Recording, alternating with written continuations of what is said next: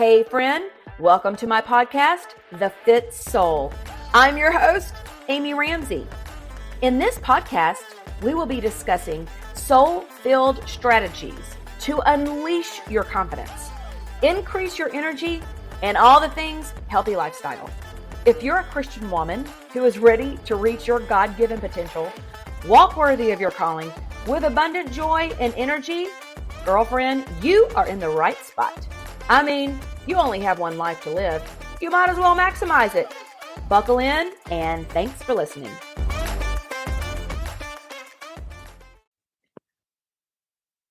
Welcome back to the podcast. And I am so excited. I have my friend, Melissa Stock, aka Sassy Cupcake, baby. Welcome, Melissa. I'm so excited to have you on the podcast. Thank you. Thank you. I'm honored to be here. Well, Melissa and I have a fun story of how we met, but I want to tell you a little bit about her and why I've asked her to be on this podcast. We met on social media and on Instagram, and I'm still a little confused as how we met, but I think it was like, Melissa, at least 3 years ago, right? Yep, it was my friend Nicole from Chicago said, I think you guys would get along. Oh, really? Oh my gosh. I need to thank Nicole. So we met through social media on Instagram, and I really enjoyed her social media because it's all about choosing joy. And we've more than gotten acquainted via social media, although we've never met in real life. We're changing that up, but we've never met in real life. So here we are, and I'm excited for her. So not only is Melissa a musician, a professional musician, a conductor, she used to be a music professor, and not only is she turning 50 this year too, baby, 1973 rules.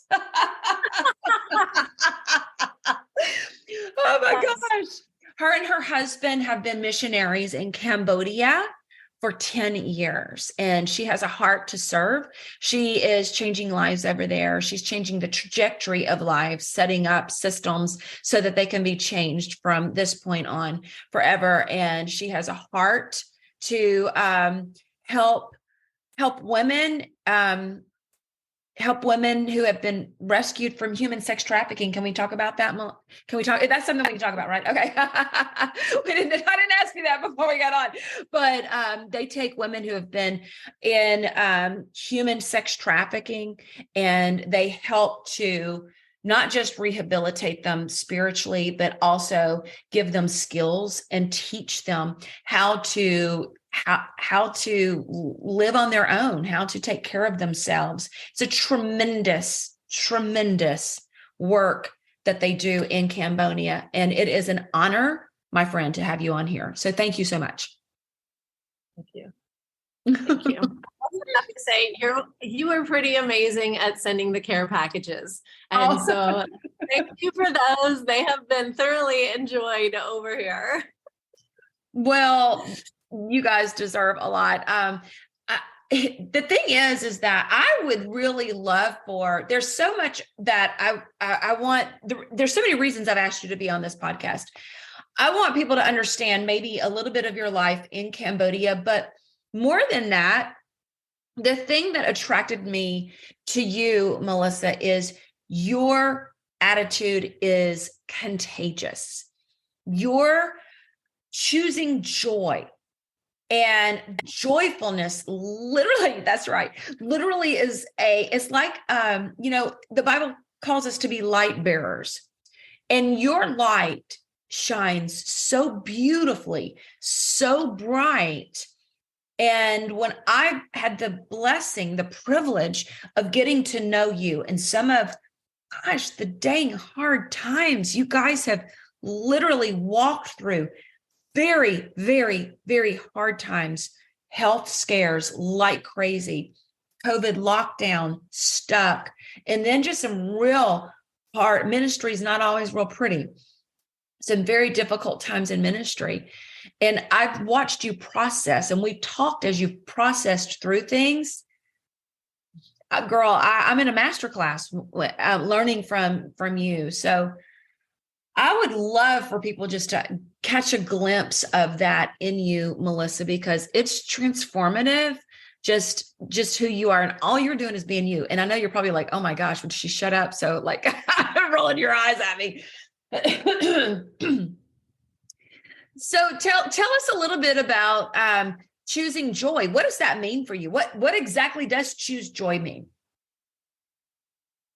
It means so much. These two small words just can be so impactful when you are intentional. We have to intentionally choose joy. It doesn't just happen.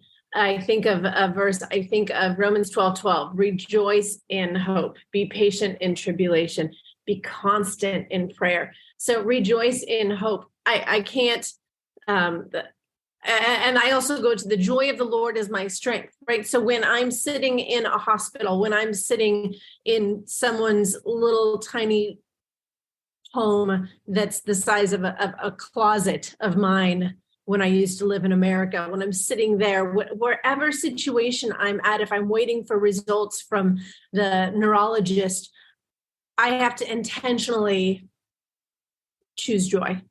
It's not going to just happen. And I don't like how I feel when I don't choose to be joyful. And it's not a false joy. It's not, oh, I'm happy with everything. I can be devastated and crushed and still be joyful. And that's what I've learned. Joy is not circumstantial. It shouldn't be circumstantial, but we should know in that moment, this is really tough. And yet I have hope, and I will rejoice in that hope, even though I don't know what's going to happen. And it could be really hard. And these next few days, few weeks, few months, few years could be really life altering and challenging. And I might feel a lack of value at times. I might feel persecuted, but I can still have hope. I can still believe that my God is walking right alongside me. And I know that, and I feel that peace that comes from him. And so I rejoice in that. I just, yeah.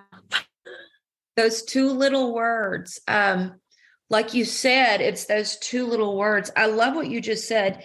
You said joy is not circumstantial, and it's not. I wonder, though, I'm sitting here thinking about this. Joy should not be circumstantial. Unfortunately, Melissa, a lot of people, it is circumstantial. It's based on their circumstances. How are they feeling? How is life going at the moment? And their joy is based off of that. And maybe they haven't understood this powerful, impactful choice, because it's a choice. Correct. And you just said you actually prefer how you feel. And what are the options of not choosing joy? I think that's an interesting thought. If there's benefits of choosing joy, what are the consequences of not choosing joy? That leads you to anxiety. That leads you to not being thankful. That leads to fear and insecurity and anything that's not from God. Yeah. It's really a powerful tool for a purpose. Completely is. And there are moments where something will come at me and I will start to go down that path and then realize, whoa, this is going to rob me of my joy for today.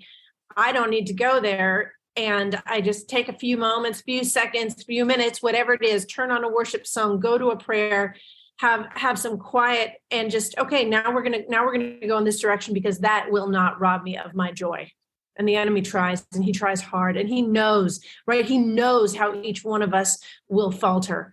And so it's that awareness, which then creates an intentional focus in that moment. So good. The awareness creates intention. And two things that you just said that recenter you and reshift you. So, well, I want to go over that because I really want for our listeners to walk away from this going, okay, I can do this and cultivate more joy in my life.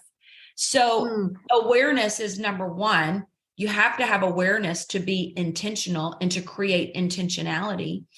But you just said, well, I was about to get robbed of my joy, or I was robbed of my joy. And you said you go to maybe turn on a worship song and you start praying. Yep. That's it. I know those are the things that are going to redirect me, help me refocus. Because if I sit there and stew right in my own little crock pot in my mind of all of these issues that the enemy is trying to bring up, what's that going to do? That's not going to do anything for me or anyone else around me, frankly. And so I have to be intentional, choose joy, and think, okay, what direction am I going to go next for today so that my path is different? And that's a choice. Yeah. Yeah. So I think another thing is almost tracing it back. Melissa, do you agree with this? Like, just number one, that awareness. Am I feeling anxiety and worry means I have allowed my joy to be robbed, and I can actually do something about this, right?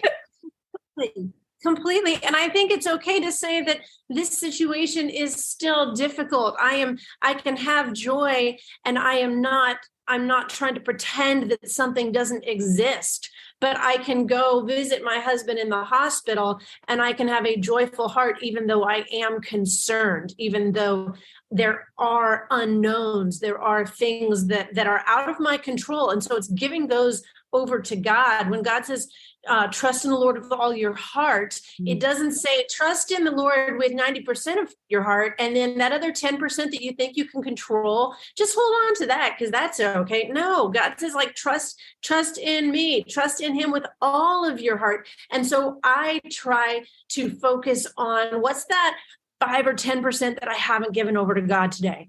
What is that 5% right now in this moment that I'm holding on to and saying, God, I trust you with everything but this.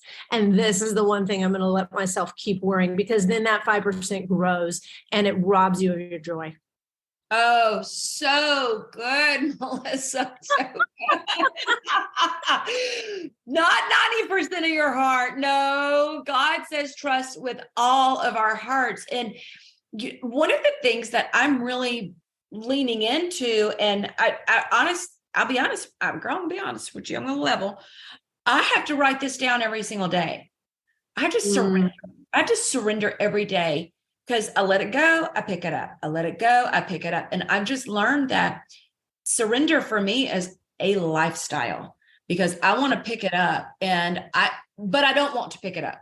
I pick it up, but I don't want to pick it up. And what I mean by that is that when I find myself worrying, anxiety, or striving, I'm back out of that place where I've lost some joy and I'm not protecting my peace anymore. It's like, oh, Lord, okay, never mind. I picked it back up. Here you go. I surrender. It's all yours again. Like, I'm sitting there with open arms. You got it. You've got this. But I love that you said, trust in the Lord with all of your heart, not 90%. Because then we are robbing ourselves of the freedom of who God created us to be. Yes.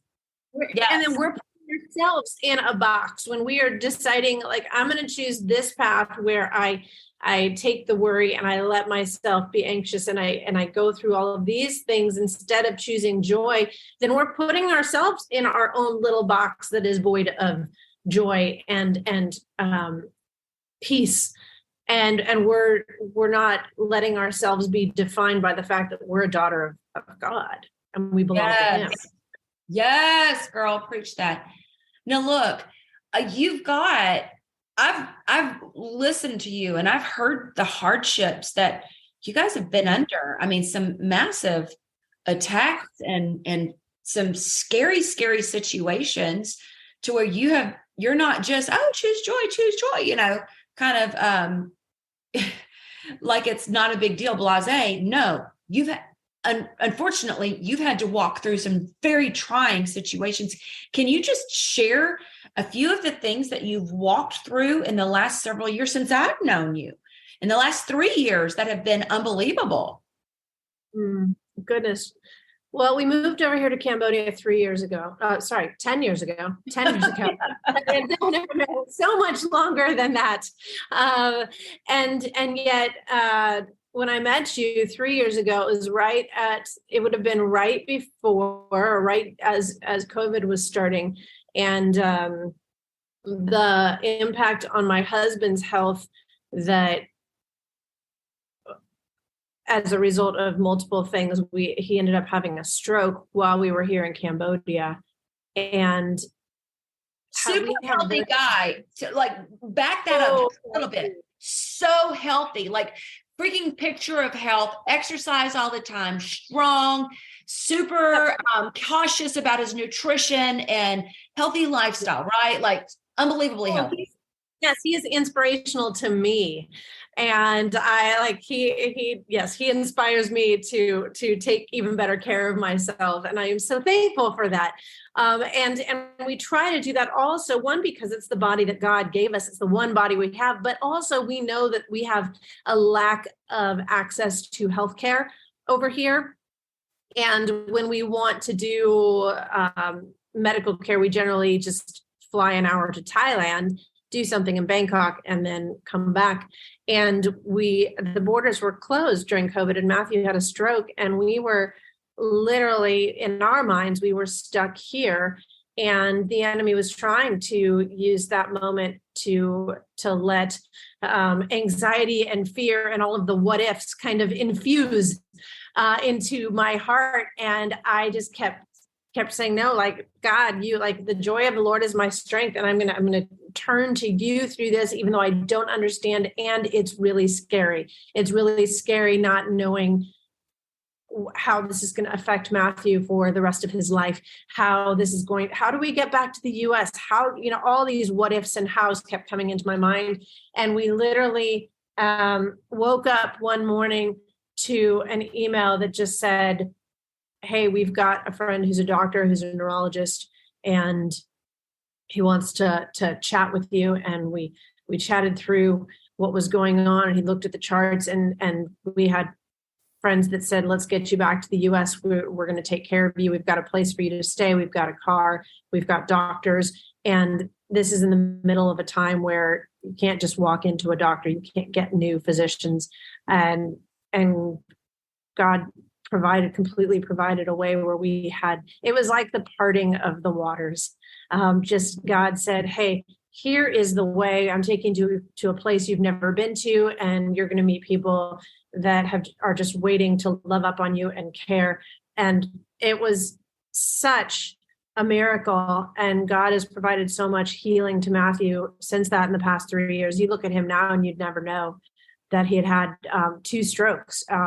And so all the back and forth, all the long quarantines, the biopsies, the tests, the things that happened, God was glorified through them. And we had to learn in our exhaustion and in the unknown to be okay with not having an answer, and to be okay with waiting, and to trust God through this waiting. Once it goes back to that Philippians 4:6-7, be anxious for nothing, not be anxious for that 5% that you want to still control, right? And so that verse has continued to just be like a staple in our day-to-day living, in that process of choosing joy. I can choose joy because I am choosing to be anxious about nothing. And sometimes that's every 5 minutes, I'm giving something back over to God. I'm like, God, I'm starting to worry again. I don't need to. Here you go. Let me give this back to you, because your plan is so much better than mine. My plan was not to go in the direction that we did after the strokes that Matthew had. And God brought us to a place that just provided so much healing and care and love. And it was overwhelming. And I just laughed, because my plan would have been a wreck compared to that. So it's handing that over. It's so good. It's so good just to hear you talk through listening to the story and how scary it was. he's okay now, but you didn't know that at one time.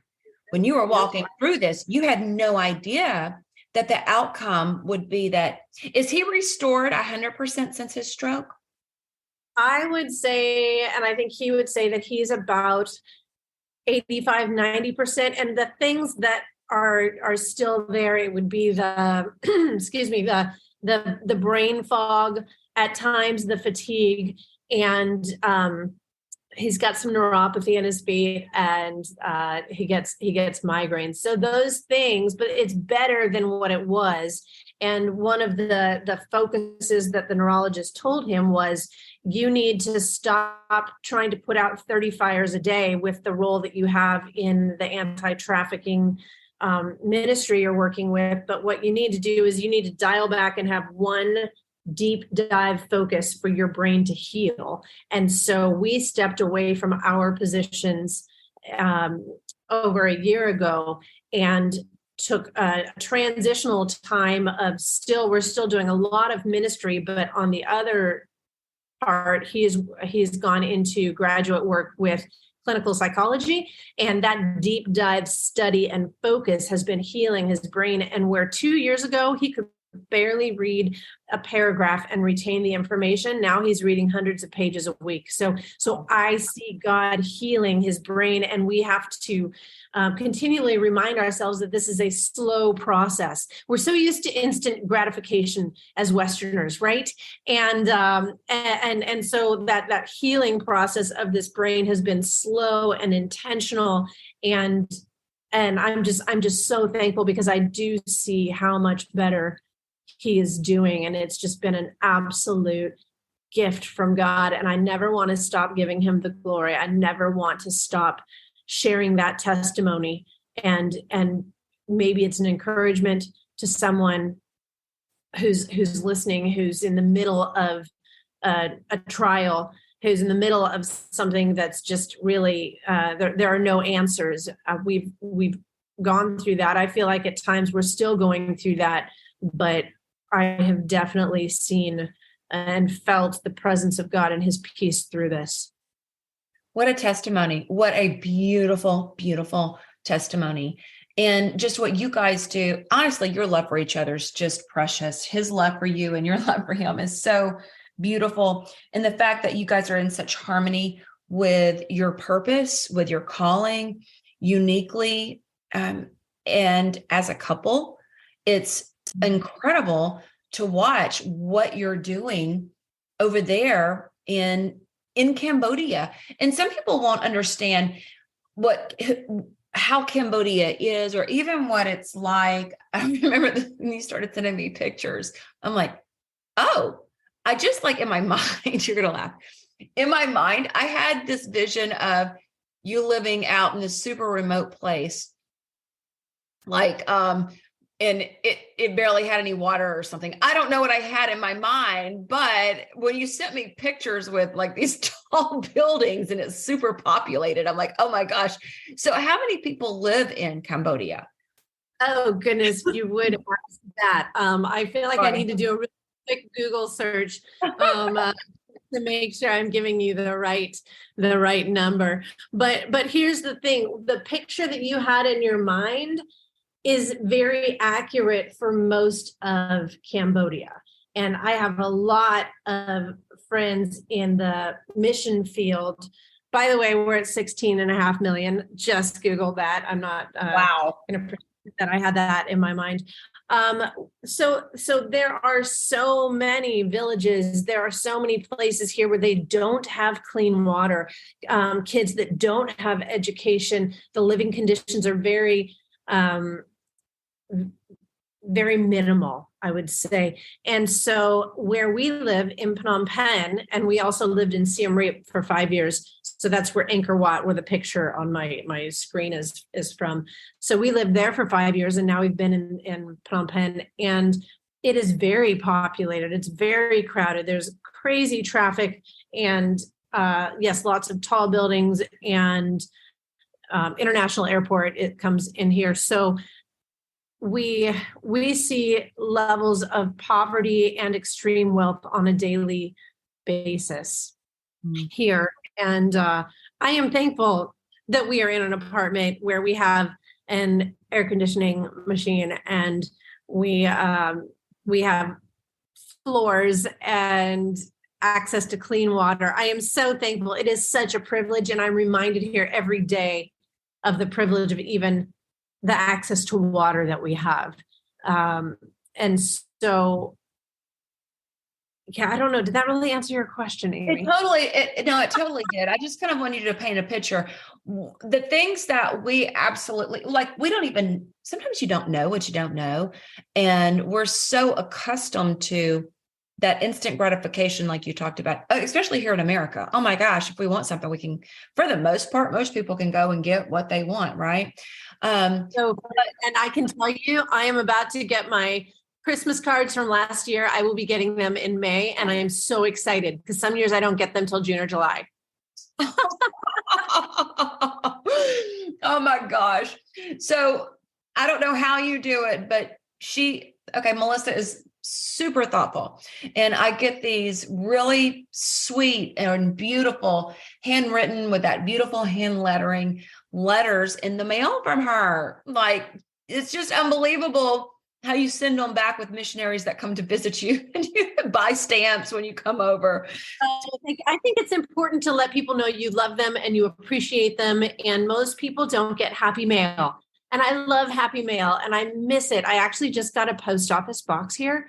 Ooh. I'm going to try and see how mail comes through. It didn't when we lived in Siem Reap, but I've heard that mail in Phnom Penh actually gets through. So we shall see. But I know what it feels like to have someone just reach out and say, hey, thanks for this, or, hey, I miss you, or, I noticed this the other week and I wanted you to know. I think that being intentional in our affirmation of other people, our thankfulness for other people, and encouraging them and their gifts too, I think that's really important in a culture that focuses so much on self, right? And self on whether it's Instagram or social media and self just being noticed. I think that it's so important to reach out and notice other people. Oh my gosh. I do too. Yes. Heard. Yes. Yes. And on that same vein, I think that's so important as well to call out the gifts in other people. And I'll tell you one of the things that I've done that's been helpful for me, Melissa, because you say the word a lot. You've already said it a lot here. It's just that intentionality.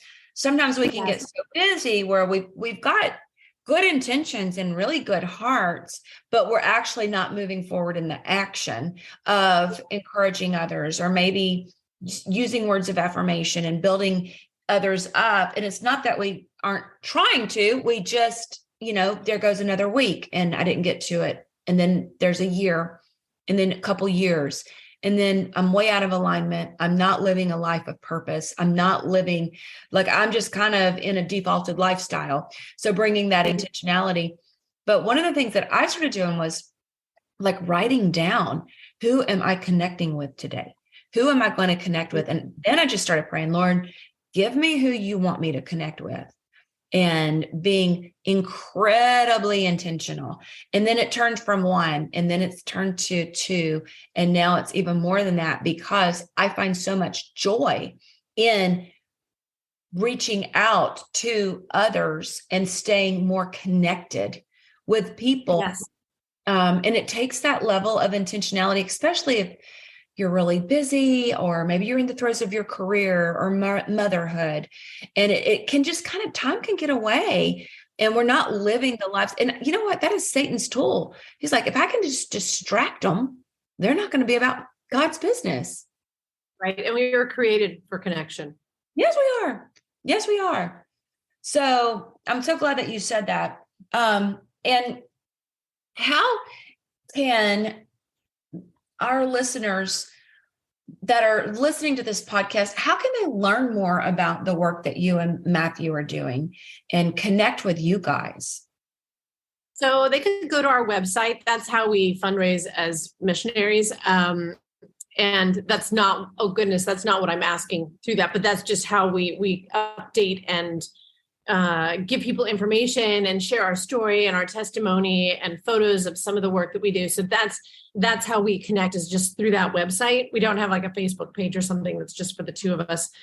So that is www.stockreplugged.org. So our last name is Stock, and we just felt like God took the tools that he had given us and who he had created us to be in America, in the USA, and then he just replugged us over in Cambodia. So Stock Replugged is our name, and our newsletter is there, and people can sign up and get more information or email us. And then we have some great access to trainings and other organizations that are doing fantastic work in the anti-trafficking realm. There's a group that we just did an interview with that has created anti-trafficking training and material for children and junior hires that is age appropriate, but walks them through a number of courses and videos and little quizzes, so they get to learn about justice and injustice in the world. That's so good. So important. Okay. So you guys go check out their website, get on her email list. And, some places where you kind of go and look, it does feel like it's more about fundraising than about, that's not their heart. You'll see that immediately. It's more about Cambodia, the mission over there, and kind of where they are and what's going on in their journey. It's fun to follow their journey as well. So I highly encourage you to go over there and then to support them as well. Support the work that they're doing. It's so important, and it's beautiful. And then also, gosh, are you going to be able to bring some of those cute little elephants? You got to tell them about those little elephants. Those are so cute. They're so amazing. I should show you one right here. Do you think our cameras will last? I wouldn't, but I'm thinking we can put it in our pictures or something. We'll do a blog. Why don't we do a blog about this? And I'll add. I have this sweet Christian Cambodian pottery artist who's making ornaments and magnets. And then I have this amazing Christian gal who is a designer, and she is hand drawing these ornaments one by one. So they're all different and they are stunning. They're really small. And so they work well in luggage. That's why I did that. And so I'll be bringing those back. But the exciting thing is this is helping them fund their children's education. The money's not going back to me. I want this to be something that is supporting them, that is supporting their children, that is helping them support their families, and paying them really fair for the work they do as artisans. And so I'm bringing back multiple things, actually. I'm bringing back things from the ceramics to hand-dyed fabrics that we've turned into gorgeous pillowcases and tea towels, all sorts of things. So I'll be selling those in person as well as online. I'll do a couple of moments. And can they go to your website to find that whenever you do upload it? If you sign up for our newsletter, I will have information that comes out in our monthly newsletter that shares about how we'll do that when we're visiting the U.S. in just a couple of weeks. Woo! Oh my gosh, I'm so excited. Okay, so you know what? One of the things you just said, and I know we're wrapping up, but when I was getting my nails done, I was talking to my friend there. And she was telling me, she grew up in Vietnam, and she said, Amy, in Vietnam, if you can't afford to go to school, like if your family doesn't have any money, nobody goes to school. It just is, that's the way it is over there. I'm like, I had no idea. Is it the same way in Cambodia? Yes. Wow. Well, they do have government schools. So I need to take that back.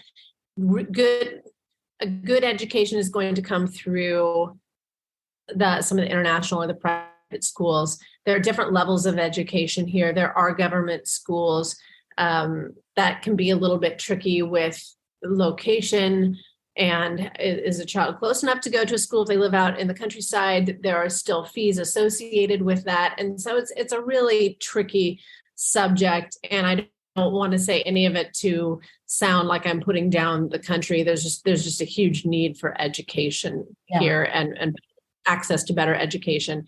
And so anything that we are able to do to support and empower Cambodians to get education or for their children to, we're going to do that in whatever way we can. We see that's such a massive need. Oh, I love it. Girl, I love you. Thank you for shining your light so bright. It truly, it's beautiful to watch and to see. I love anytime I get to hear from you in your voice and just what the Lord's doing, even through the hard stuff. You have taught me so much about choosing joy and humility. And I'm just grateful for you. And I'm so grateful that you agreed to come on to this podcast today. Thank you so much. Thank you for having me. Okay, you guys, if you found value in this podcast, would you please share this? In fact, screenshot it and tag both of us. Mine, of course, is Amy Ramsey _. Now, are you can they tag you too? Or are you private? Yours is private, isn't it? Mine is private currently. Oh, let's keep it private. Okay, sorry. So you can just screenshot it, but also would you download this episode? And if you really enjoyed it, share it, like copy it and send it to your friends, because we need to get this word out, to choose joy, to be intentional about your life. And in these choices of serving others and affirming others and encouraging others, it changes. The biggest person it changes is you. And it's so powerful. So share this podcast with your friends, send it out. And while you're there sharing it, go ahead and leave me a 5-star review. Is that a shameless plug, Melissa? Leave me a 5-star review and leave a rating too. Like, it's a thing. Like, I need to get those up. So you guys help me out there. Okay, Melissa, thank you so much, my friend. Appreciate you being on here. And you guys, we will see you next time on the Fit Soul podcast. Bye. Girlfriend, thank you so much for listening to the podcast.